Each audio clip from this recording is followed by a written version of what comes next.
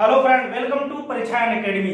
जैसा कि हम लोगों ने पिछली कक्षा में पावलोव का सिद्धांत देखा था, जो कि अधिगम के अंतर्गत हम लोग पढ़ रहे हैं। आज का सिद्धांत हम लोग प्रबलन का सिद्धांत। प्रबलन का सिद्धांत भी काफी बार परीक्षा में क्वेश्चन पूछे जाते हैं, इसके अन्य नाम पूछे जाते हैं, या फिर ये सिद्धांत किसने दिया उसको पूछा जाता है, इसके मतलब प्रतिपादक कौन उसको पूछा जाता है। तो चलिए देखते हैं दोस्तों, आज हम लोग देखेंगे प्रबलन का सिद्धांत होता क्या है, इसके अंतर्गत क्या होता है। इन्होंने मतलब जो प्रयोग किया है, थॉर्नडाइक का जो नियम है उस पर इन्होंने प्रयोग किया, उसके मिलता जुलता का नियम है। तो चलिए शुरुआत करते हैं। प्रबलन सिद्धांत होता है, उसके प्रतिपादक कौन है और वो कब इस सिद्धांत को दिया, उनकी पुस्तक कौन सी जिसमें उन्होंने इस सिद्धांत को दिया है। तो सर्वप्रथम उन्होंने लिख दिया प्रतिपादक।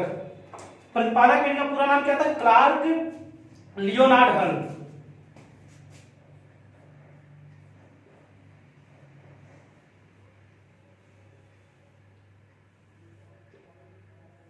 प्रतिपादक में पूरा नाम लिखा हुआ है क्लार्क लियोनार्ड हल।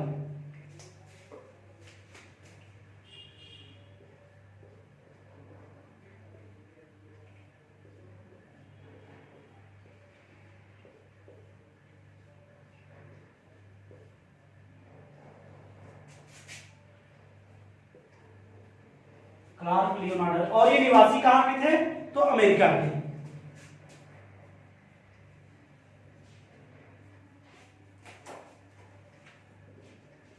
निवासी कहां के थे? ये अमेरिका के।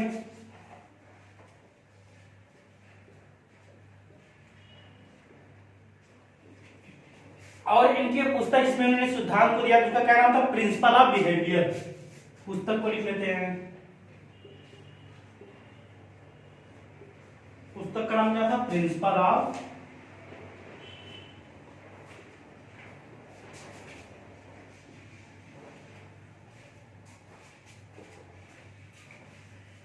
प्रिंसिपल ऑफ बिहेवियर इनकी पुस्तक का नाम था, जिसमें इन्होंने इस सिद्धांत को दिया था। और इस सिद्धांत इन्होंने कब दिया था? 1915 में। इसके बाद देखते हैं इनका जन्म जो था, जन्म था 1884 था, और मृत्यु कब होती है इनकी? 1952 में। ये भी मतलब क्लार्क प्रतिपादक कौन थे प्रबलन के सिद्धांत के? हमारे थे क्लार्क लियोनार्ड हल। इसके बाद ये निवासी कहां के थे? अमेरिका के।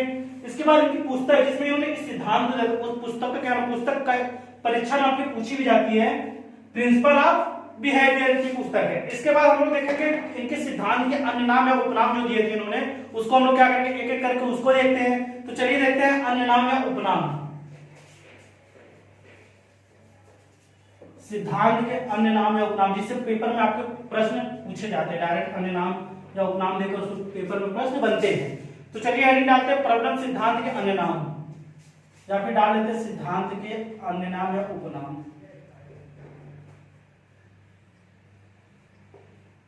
सिद्धांत के अन्य नाम।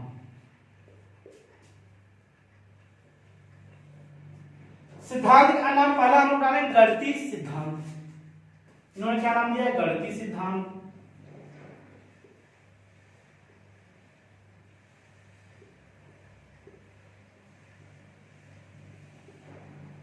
पहला क्या नाम दिया था? गणितीय सिद्धांत। इसके बाद है परिकल्पित निगमन का सिद्धांत। परिकल्पित निगमन का सिद्धांत।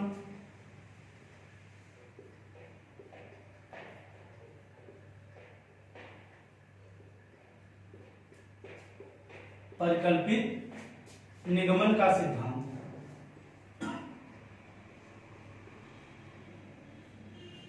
परिकल्पित निगमन का सिद्धांत। इसके बाद क्या है कि आवश्यक अवकलन का सिद्धांत। आवश्यक अवकलन का सिद्धांत।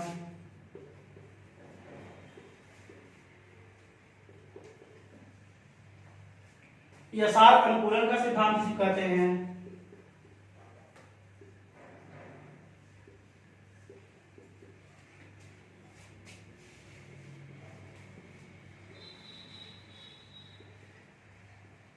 यसार अनुकूलन का सिद्धांत। इसके बाद का जैविकी अनुकूलन का सिद्धांत।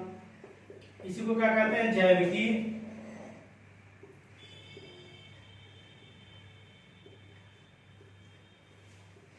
अनुकूलन का सिद्धांत।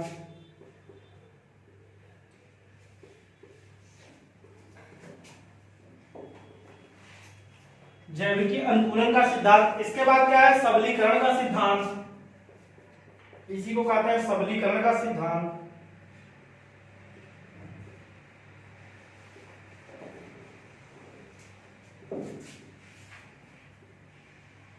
सबलीकरण का सिद्धांत, यथार्थ अधिगम का सिद्धांत,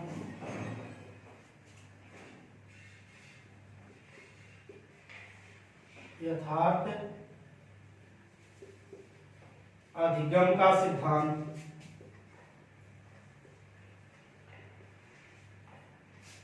इसके बाद है परिष्कृत सिद्धांत, इसी का कहते हैं परिष्कृत सिद्धांत।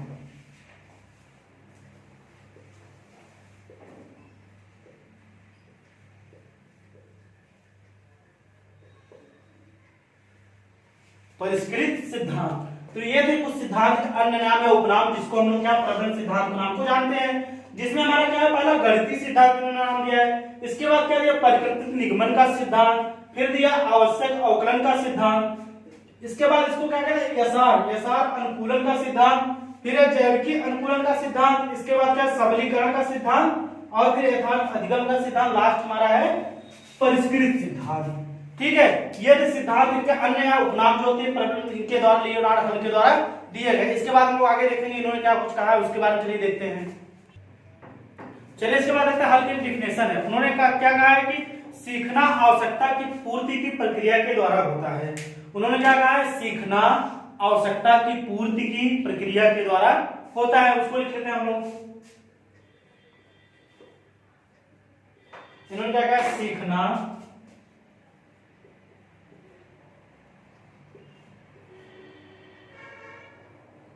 आवश्यकता की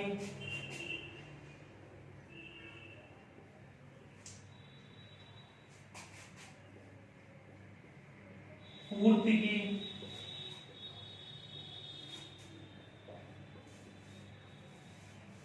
प्रक्रिया के द्वारा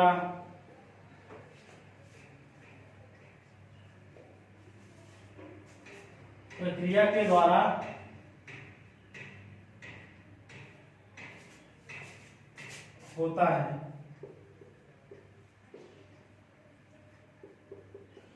इन्होंने क्या कहा है कि सीखना आवश्यकता की पूर्ति की प्रक्रिया के द्वारा होता है। इनका जो सिद्धांत है मुख्य रूप से आवश्यकता पर ही निर्भर करता है। जो सिद्धांत इन्होंने दिया है वह मुख्य रूप पर किस पर निर्भर करता है, आवश्यकता पर निर्भर करता है। इसके बाद देखते हैं इन्होंने जो सिद्धांत दिया उसमें कुछ महत्वपूर्ण लाइनें दी, उसको हम लोग क्या करेंगे एक एक करके देखते हैं। तो इन्होंने कहा हल का सिद्धांत अप्रत्यक्ष रूप से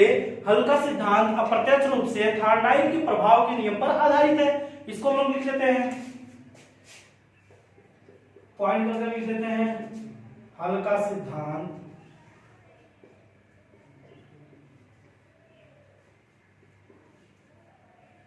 अप्रत्यक्ष रूप से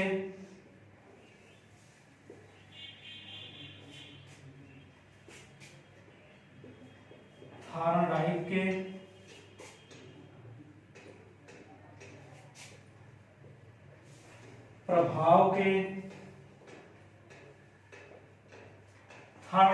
प्रभाव के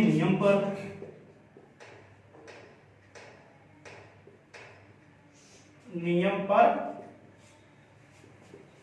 आधारित है।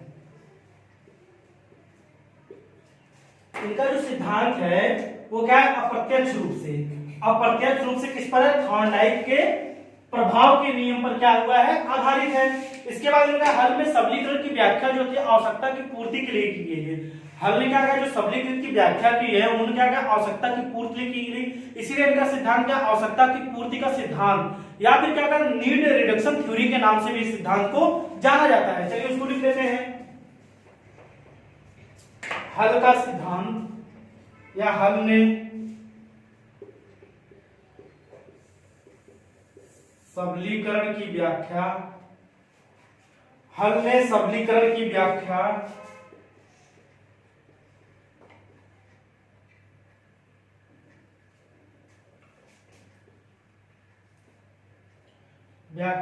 आवश्यकता की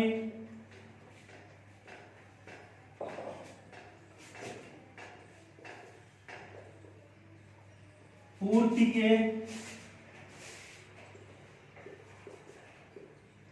रूप में की है। इसलिए इस सिद्धांत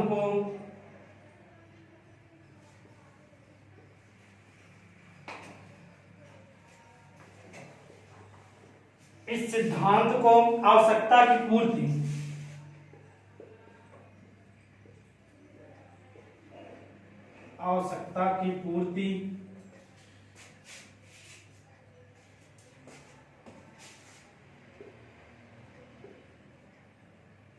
ऐसे कहते हैं, नीड रिडक्शन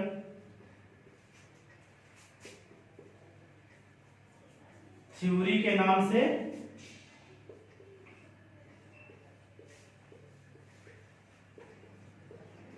जाना जाता है।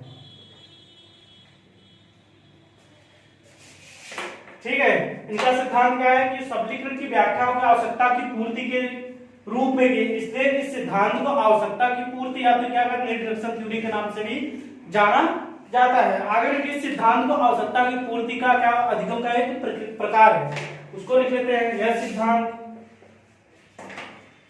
इस सिद्धांत के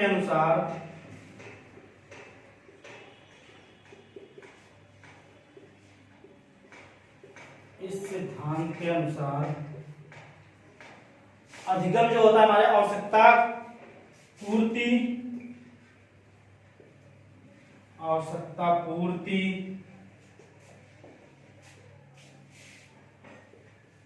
अधिगम की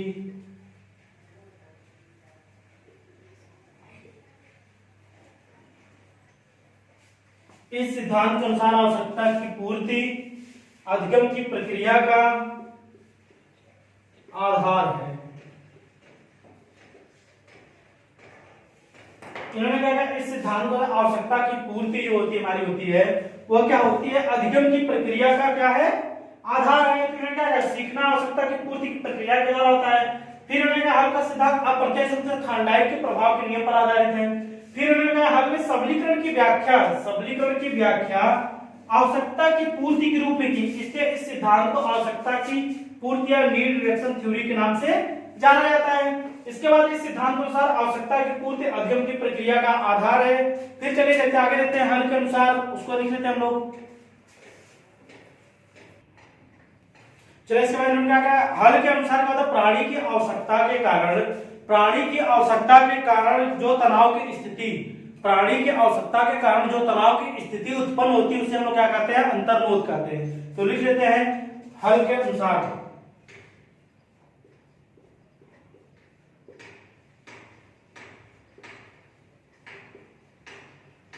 इन्होंने क्या कहा है कि किसी भी मतलब प्राणी की आवश्यकता के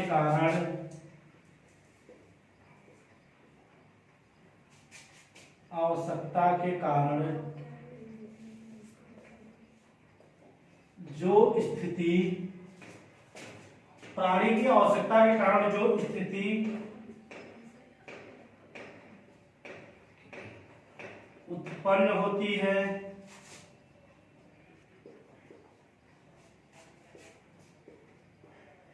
उसे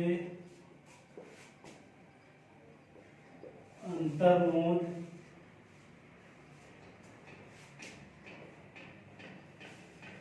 कहते हैं। इन्होंने प्राणी की आवश्यकता के कारण जो स्थिति उत्पन्न होती है उसे क्या कहते हैं, अंतर्नोद कहते हैं। इसके बाद क्या कहते हैं, हल का सिद्धांत प्रेरकों पर अधिक बल देता है, उसको लिख देते हैं। हल का सिद्धांत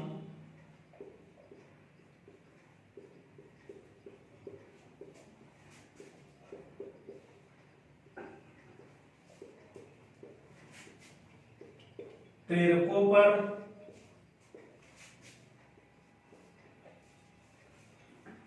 अधिक बल देता है।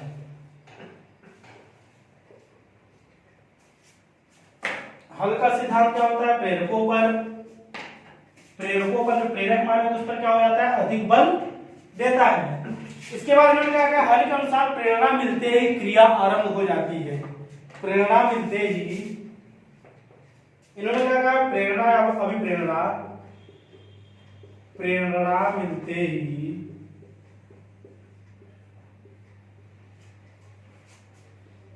क्रिया आरंभ हो जाती है। इन्होंने क्या कहा, प्रेरणा या अप्रेरणा मिलते ही हमारी एक्टिविटी अर्थात क्रियाएं होती हैं क्या हो जाती हैं, आरंभ हो जाती हैं। तो सर्वप्रथम लोग कहते हैं इनके अनुसार, हल के अनुसार प्राणी की आवश्यकता के कारण जो स्थिति उत्पन्न होती है, प्राणी की आवश्यकता के कारण जो स्थिति उत्पन्न होती है उसे हम क्या कहते हैं, अंतर्रोध कहते हैं। इसके बाद क्या इन्होंने कहा है कि प्रेरकों पर, इनके सिद्धांत में जो प्रेरक होते हैं उस पर क्या वो अधिक बल दिया जाता है। इसके बाद में प्रेरणा मिलते ही, प्रेरणा या अप्रेरणा मिलते ही क्या हो जाती है, जो क्रिया हमारी हो जाती है वो क्या हो जाती है, आरंभ हो जाती है। चलिए इसके बाद देखते हैं हम लोग आगे जो चीजें इन्होंने बताई है उसको देख लेते हैं। चलिए इसके बाद हम देखते हैं हल के अनुसार। इन्होंने क्या कहा, हल ने सीखने में जैव की आवश्यकताओं पर, इन्होंने क्या कहा है कि सीखने में जैव की आवश्यकताओं पर इन्होंने विशेष बल दिया है। उनका मानना था कि व्यक्ति अपनी जैव की आवश्यकताओं को, उनका मानना था कि व्यक्ति अपनी जैव की आवश्यकताओं को पूरा करने के लिए अनुक्रिया करता है। व्यक्ति क्या करता है, अपनी जैव की आवश्यकताओं को पूरा करने के लिए कुछ न कुछ अनुक्रिया करता है और क्या करता है, उद्दीपक को प्राप्त कर अपनी अनुक्रिया का क्या करता है, संतुष्टि करता है। तो इन्होंने कहा, इसके बाद इन्होंने कहा मनुष्य या पशु उसी कार्य को सीखता है जिस कार्य को सीखने के लिए उसकी आवश्यकता की पूर्ति होती है। उसको लिख लेते हैं, मनुष्य या पशु, मनुष्य या पशु उस कार्य को सीखता है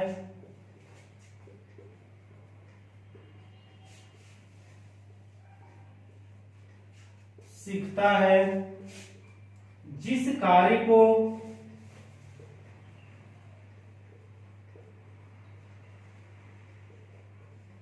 करने से, मनुष्य या पशु उस कार्य को सीखता है जिस कार्य को करने से उसके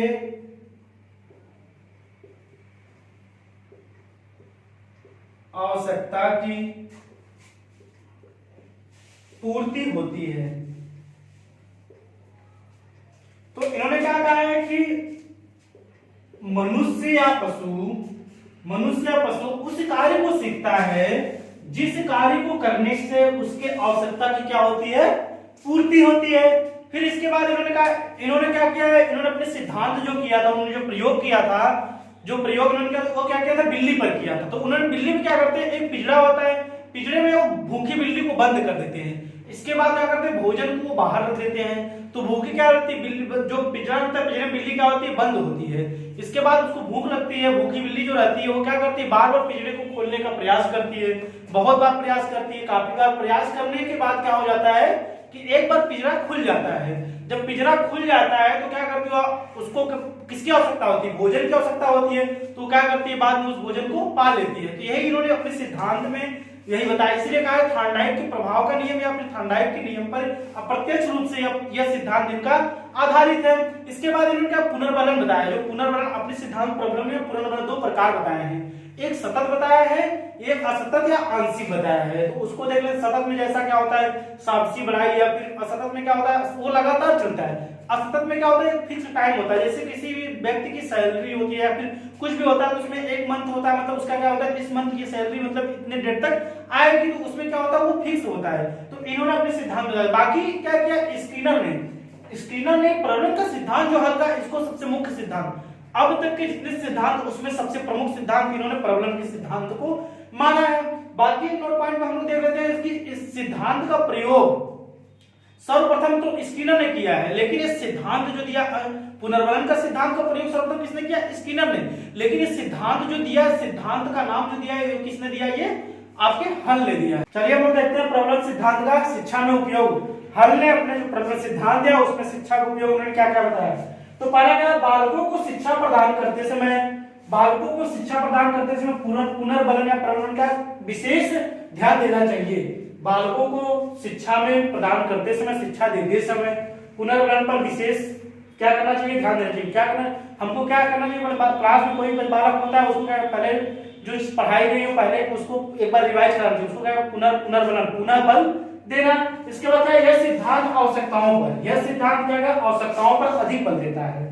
अतः सीखना तभी प्रभावी हो सकता है जब वह क्या कर सकते, बालक की आवश्यकताओं की पूर्ति करे। इन्होंने क्या कहा, यह सिद्धांत आवश्यकताओं पर अधिक बल देता है। अतः सीखना तभी प्रभावी हो सकता है जब वह बालक की आवश्यकताओं पर क्या करे, विशेष बल देता हो या उसकी आवश्यकताओं को पूरा करता हो। इसके बाद यह सिद्धांत बालकों के सीखने में, यह सिद्धांत बालकों की प्रेरणा पर क्या करता है, अधिक बल देता है, उनको क्या करता है, प्रेरित करता है। सीखने के लिए क्या करता है, वो प्रेरित, अंदर से प्रेरित करता है। इसके बाद क्या, बालकों की आवश्यकताओं को ध्यान में रखकर, बालकों की आवश्यकताओं को ध्यान में रखकर ही पाठ्यक्रम का निर्धारित करना चाहिए। पाठ्यक्रम का जो निर्धारण होता है वो बालकों की क्या होता है, आवश्यकताओं को ध्यान में रखकर उनके पाठ्यक्रम का निर्धारण करना चाहिए। इसके बाद यह सिद्धांत उच्च स्तर के लिए अधिक उपयोगी है। इनका जो सिद्धांत है वह क्या है, उच्च स्तर की कक्षाओं के लिए विशेष रूप से उपयोगी है। इसके बाद इन्होंने क्या बताया, अपने सिद्धांत व्यवहार सिद्धांत में सर्वप्रथम पुनर्बलन का जो प्रयोग किया था वह क्या किया था, स्किनर ने किया था। लेकिन जो सिद्धांत जो दिया, पुनर्बलन का सिद्धांत जो दिया वो हमारे कौन दिया, तो हल ने दिया है। तो ये थे प्रॉब्लम का सिद्धांत शिक्षा में उपयोग, जो उन्होंने एक एक करके देखा।